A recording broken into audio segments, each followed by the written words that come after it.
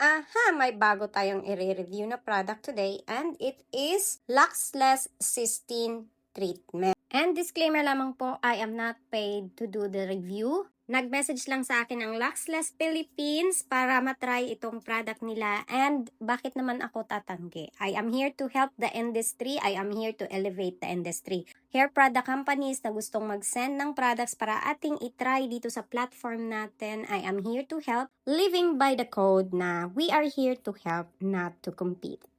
So, ang gagawin lang nating treatment today is a standalone Luxless Cysteine treatment lamang po. But before we apply the product, kailangan muna nating i-deep cleanse yung buhok para sure tayo na matanggal ang oil, dirt, at pati ang product build-up sa buhok ng ating client. Kung napapansin ninyo yung hair kanina ng ating client, very frizzy ito, dry at damaged. And ang ginagawa natin after nating malinis yung kanyang hair, towel dry tayo and with application tayo sa kanyang buhok. So as long as hindi na ito nagdi-drip pa ng tubig or wala na talagang tubig na natira sa kanyang hair, diretso tayo apply with application sa hair niya and always half inch away from the scalp. Diretso lamang po ang ating application hanggang sa ma-fully saturated ang hair and we repeat the same procedure hanggang sa ma-applyan natin yung buong parts ng kanyang buhok. And this is the hair after na nating ma-apply ang treatment sa kanyang buhok. Babad lang tayo dito for 1 hour. Yung nakalagay sa bote is only 30 minutes but wag po tayong mag-alala since this is only treatment, we can actually extend the time.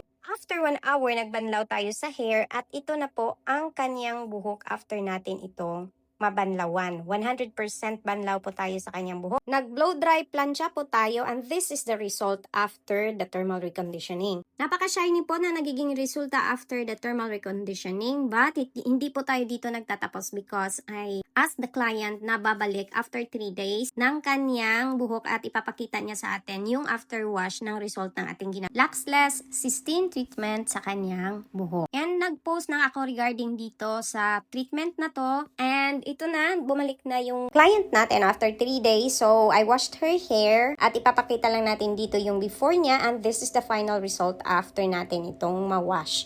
Hindi na po tayo nagplansya dyan at kung mapapansin ninyo, may straightening effect po. But since cysteine treatment or yung Luxless treatment, hindi naman sila na 100% ang straightening effect ng kanilang treatment. There is a bonus pag tama ang iyong magiging process. Cysteine treatment only replenish the amino acid na nawala sa iyong hair at bonus na lang ang straightening effect nito na nakadepende pa rin sa kung ano ang status ng buhok. Maganda itong pang-combo sa inyong mga 3-in-1 na hair rebonding at sasamahan ninyo ng cysteine treatment after. At aabangan nyo naman ang ating next tutorial paano natin i-combo si cysteine sa ating 3-in-1 hair rebonding. Miss Yuri here. Thank you for watching and I'll see you again on my next video.